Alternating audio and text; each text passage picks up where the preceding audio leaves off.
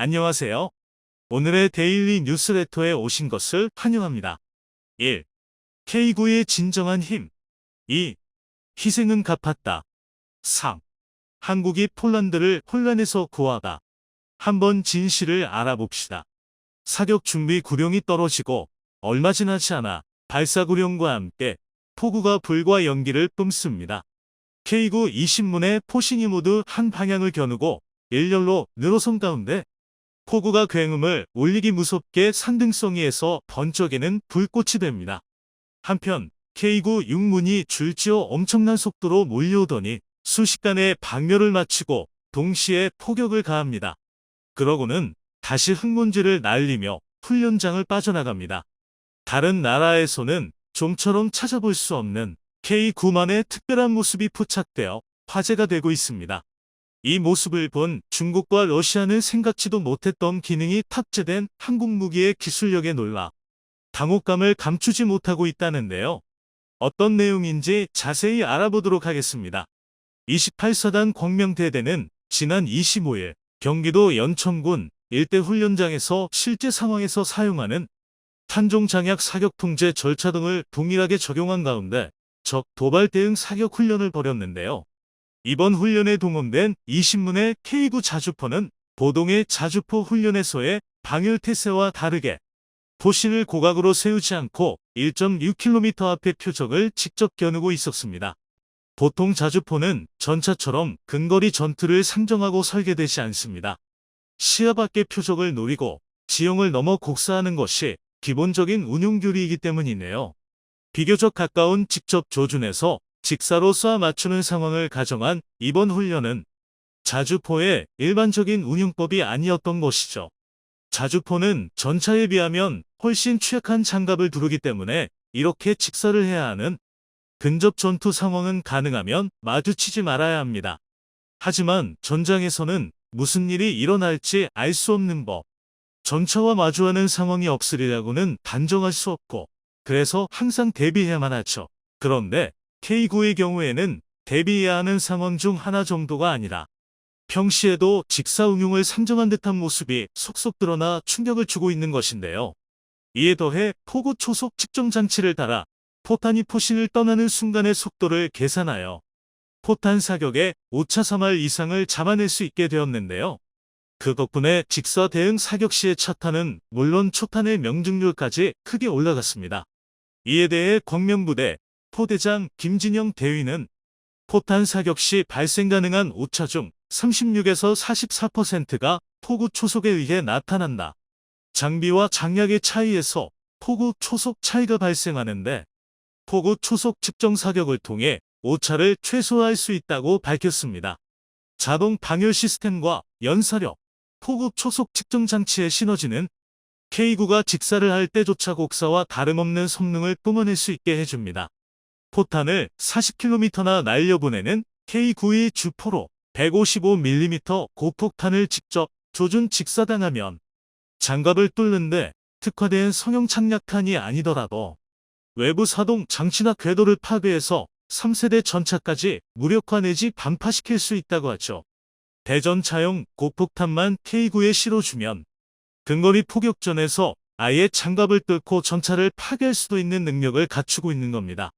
심지어 그러면서도 상대방이 쏘는 고폭탄의 포갑과 파편에 대한 생존성을 보장받고 14.5mm 중기관총과 대인지뢰에 대한 완벽한 방어력 역시 제공하는 강철 장갑제까지 두르고 있죠.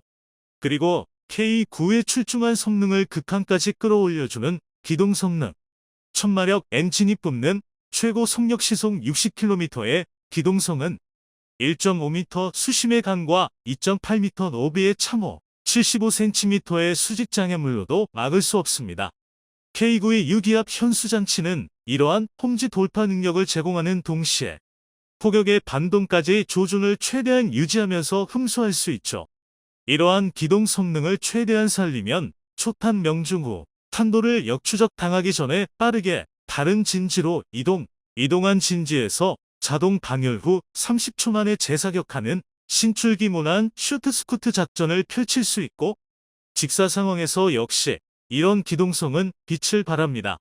말하자면 한국은 유사시의 자주포인 K9도 마치 전차처럼 써먹을 생각을 품고 있다는 것입니다.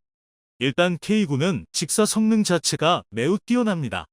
자주포의 직사는 곡사 간접 사격에 비해 훨씬 강력한 화력을 뿜어낼 수 있는데요. 간접 사격의 화력은 표적 직격시가 아니라 지근거리 폭발 시 표적에 줄 수 있는 피해를 기준으로 산정하는데, 곡사로는 전표적의 정확한 명중이 쉽지 않기 때문입니다.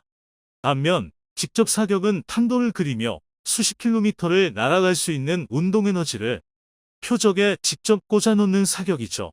이 둘을 비교하면 당연히 직사가 압도적인 피해를 줄 수가 있는 것입니다. 다만 아군의 관측 지원을 받아 확보한 표적 좌표를 바탕으로 각도와 장략을 계산해서 쏘는 곡사와는 달리, 직사 상황에서는 표적 식별도, 조준도, 발사도, 재조준까지 모두 포수가 맡아야 합니다. 그래서 포수의 역량 차이에 따라 직사의 성공률은 천차만별이며, 작전에서 중요한 역할을 맡길 만한 신뢰성은 기대하지 않고 비상시에만 고려하는 운용법 취급을 받죠. 그런데 K9에 적용된 한국만의 기술력은 이런 직사 운용에도 신뢰성을 부여합니다. 먼저 자동 방열 시스템이 있는데요. 여기서의 방열은 열을 내보내 포신을 시키는 방열이 아니라 화포의 사격 준비 태세를 말하는 방열입니다.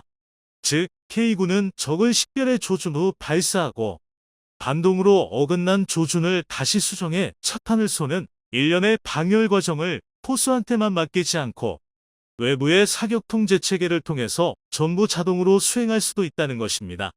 다음은 연속 사격 성능입니다.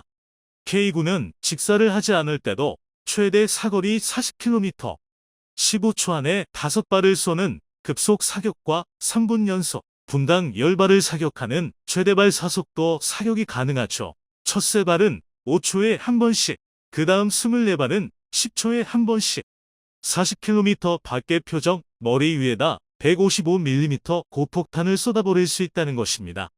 이걸 직사할 경우 탄속이 초속 1000m, 마하 2.9에 달합니다. 그리고 K9 운용부대는 이러한 기동을 살리는 훈련을 상시 진행하고 있죠. 이렇게 자주포 하나에 몰아넣기에는 과하다 싶은 성능을 갖추고 있다 보니 설계부터가 적어도 전차와의 일시적 근접전 혹은 전차로의 전용까지를 염두에 두고 있는 게 아니냐는 말이 나올 만도 한 것입니다. 최근엔 쫄란드가 한국과 방산 빅딜을 진행하면서 K9 자주포 역시 648문이나 사갔는데요.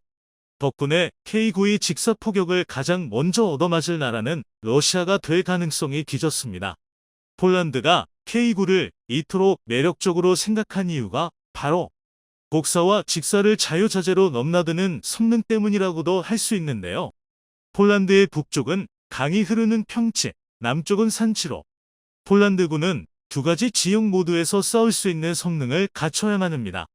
그리고 우크라이나 무기 공여로 인해 전력 공백이 발생해 발등에 불이 떨어진 폴란드는 한 가지 무기만 구매해 양쪽 전장을 모두 지배할 수 있기를 원할 것입니다. 그런 점에서 K9는 평지에선 화력 지원을 하다가 적 전차에 전선이 돌파당하면 직사로 전환해 근접전을 수행하고 산 뒤에선 40km에 달하는 사거리를 살려 산등성이 너머로 포탄을 뿌리는 폴란드가 원하는 바로 그 성능을 지니고 있었던 것이죠. 이러한 성능은 비단 쫄란드뿐만 아니라 산과 평지가 조합된 전장이라면 어디서라도 엄청난 강점인데요. 쫄란드가 나토를 대표해 한국 무기시장에 와서 지갑을 연 만큼 K9의 수출 역시 추후 나토에 소속된 여러 국가까지 확대될 전망입니다. K9의 개발 과정 비화 중에서 사격시험 중 안타깝게 목숨을 잃은 연구원의 이야기가 있죠. 1997년 K9 실용 시제 1호기는 현 한화디펜스의 전신인 삼성테크인 연구원들이 참여하는 최대발 사속도 기술 시험을 앞두고 있었습니다. 시제기 개발과 시험평가 때부터 팀워크를 다져온 이렇듯 연구원들의 피와 땀이 서린 K9 자주포는 지금은 한국 명품 방산의 아이콘이자 세계 자주포 시장의 절반 이상을 접수하는 든든한 효자 상품이 되었습니다. K9 자주포가 성능은 물론 가격까지 세계 최상위급 스펙을 달성해 K9뿐만 아니라 한국도 폴란드를 이 나라의 혼란에서 해방시켰습니다. 세계 3차 대전이 코앞까지 다가온 듯합니다. 제2차 세계대전은 독일이 폴란드를 공격하며 시작됐었습니다. 그리고 오늘 새벽 러시아가 폴란드를 공격했다는 충격적인 소식이 들려왔습니다. 폴란드군은 즉시 전군에 총동원령을 내리고 비상준비 태세를 명령했는데요. 또한 러시아와 맞서는 동부 전선에 K2 전차의 전진 배치를 명령했다고 합니다. 이번 사태가 세계 정세에 어떠한 영향을 미칠 것인지 자세한 소식 알아보도록 하겠습니다. 오늘 새벽 러시아의 미사일이 우크라이나에 인접한 폴란드 동부 국경지대의 마을 프르제워도우에 떨어져 2명이 사익수하는 사태가 발생했습니다. 폴란드는 러시아의 공격에 대응하기 위해 폴란드 전역에 군사대비 태세를 격상시키고 즉시 긴급 국가안보위원회를 소집했습니다. 미 백악관은 현재 사태를 파악 중이며 국가안보보좌관은 이미 폴란드와 이번 사태에 대한 논의를 진행 중이라고 밝혔습니다. 또한 미 국방부 대변인은 우리는 나토의 모든 영역을 방어할 것이라고 분명히 밝힌다며 러시아의 이번 공격에 강경하게 대응할 것을 표명했습니다. 우크라이나 전쟁 개전 이후 처음으로 나토 회원국이 공격을 받는 사태가 발생했습니다. 이로 인해 전쟁이 유럽 전체로 확전되지 않을까 하는 우려가 커지고 있습니다.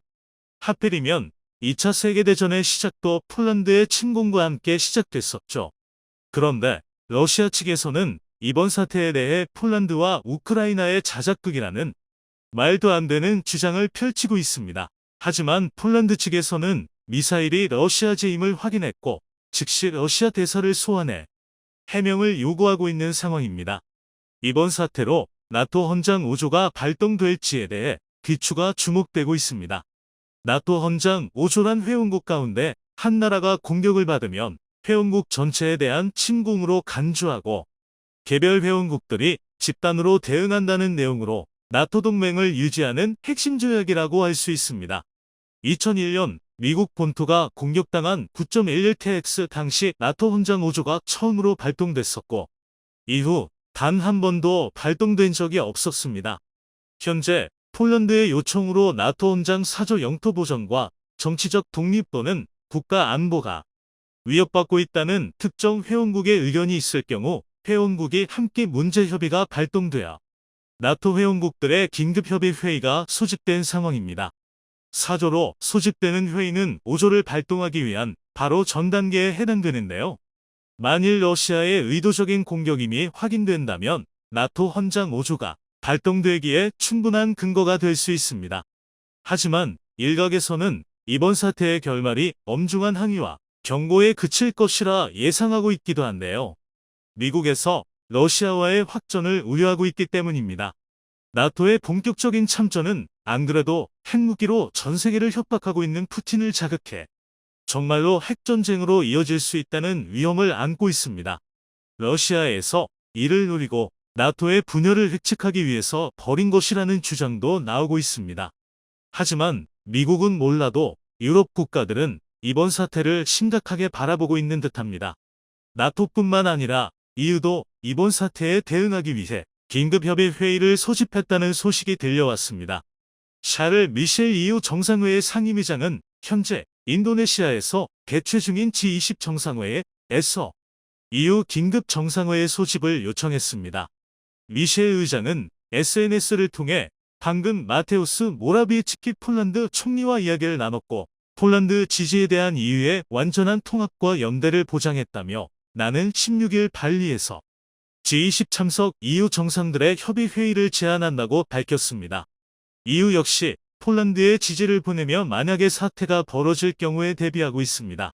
러시아 측은 이번 사태에 대해 어떤 책임도 없다고 혐의를 부정하고 있는데요. 폴란드는 전군의 준비 태세를 명령하며 언제라도 방어에 나설 준비를 마쳤습니다.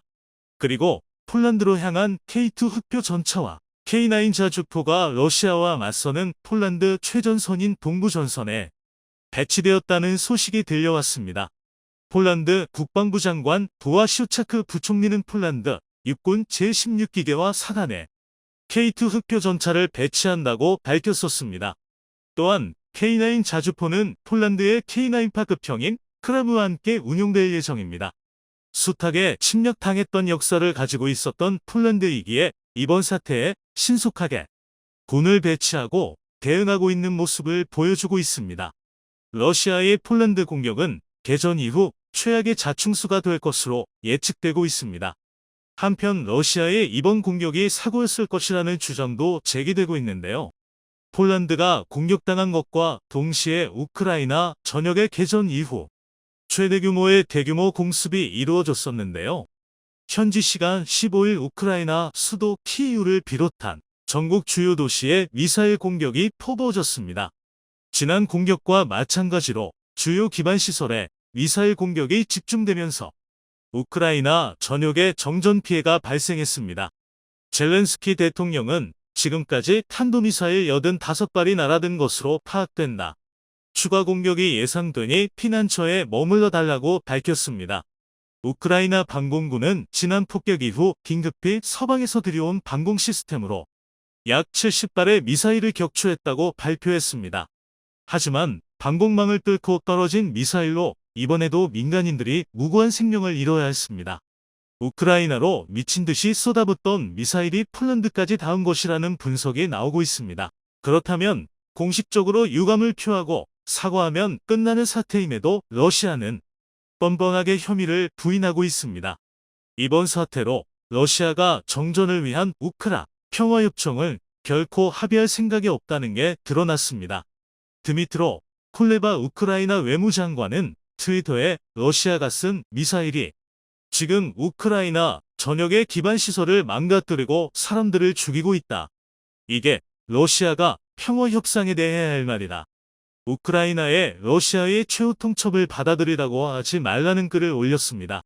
우크라이나와 폴란드 공격이 벌어진 것과 같은 날 러시아 타스 통신은 블라디미르 푸틴 러시아 대통령이 외국 시민권을 보유한 러시아인과 러시아 영주권을 가진 외국인 등 이중 국적자들을 징집할 수 있도록 하는 병역법 개정안에 서명했다고 보도했습니다.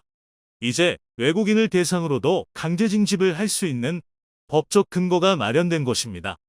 2020년 기준 이중 국적을 가지고 있는 러시아인은 54만 명에 달합니다. 또한 개전 이후 러시아로 넘어가 러시아 영주권을 받은 우크라이나인은 360만 명으로 추산되고 있습니다. 이번 개정안을 통해 수십만의 추가 징병이 가능할 것으로 예측되고 있습니다. 우크라이나와 서방 국가들 때문에 전쟁이 지속되고 있다고 주장하면서 전쟁을 계속하기 위해 외국인까지 징집하고 민간인 거주구를 폭격하더니 이제는 폴란드까지 공격하는 푸틴의 어리석은 행보가 계속되자 러시아의 몇 안 되는 우방인 중국조차 이번 사태에 대해 러시아의 등을 돌려버렸습니다. 리커창 중국 국무원 총리가 러시아의 무책임한 핵 위협과 무모한 군사적 행동에 대해 중국이 불편함을 느끼고 있다고 밝혔습니다. 로이터 통신의 보도에 따르면 미 행정부 고위 관계자는 리 총리가 중국 러시아의 동맹 관계에도 불구하고 러시아 측의 무모한 언사와 활동에 대해 부인할 수 없는 불편함을 느끼고 있다고 전했습니다. 관계자는 중국이 러시아의 군사작전에 놀랐을 뿐만 아니라 심지어 조금 당황했을 것이라는 것도 부인할 수 없다고 덧붙였습니다. 중국이 대만을 침략하겠다는 군사적 야욕을 보이며 무도한 행보를 보이고 있지만 아슬아슬하게 선을 넘지 않으려는 계산이 숨어 있습니다. 하지만 푸틴의 앞뒤를 가리지 않는 행보는 동맹국인 중국마저 등을 돌리게 만들고 있습니다.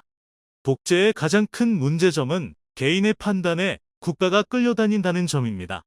합리적으로 생각한다면 지금이라도 당장 전쟁을 멈추어야 하겠지만 한 사람의 어리석은 판단과 욕심으로 수억에 달하는 사람들의 목숨이 저울질 당하고 있습니다. 연이은 사태로 푸틴이 절대로 전쟁을 멈출 생각이 없다는 게 여실히 드러났습니다. 푸틴 정권이 끌어내려지지 않는 이상 전쟁을 멈추고 평화를 되찾기는 어려워 보입니다. 대한민국도 이번 사태를 주시하면서 러시아의 무모한 움직임에 자극받은 북한이 이를 버리지 않을지 면밀하게 감시해야 할 것입니다.